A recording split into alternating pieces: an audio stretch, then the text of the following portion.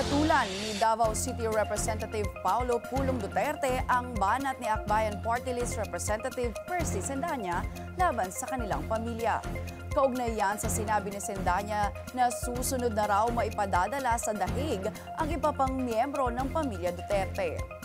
Giit ni Pulong, resibo raw ng kanilang legasiya ang mga proyekto sa lansangan, ospital at komunidad na kanilang pinagsilbihan.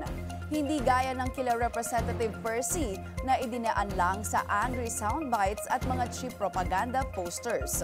Samantala, tahasan ding tinawag ni Representative Paulo si PCG spokesperson on West Philippine Sea J. Tariela na barking chihuahua.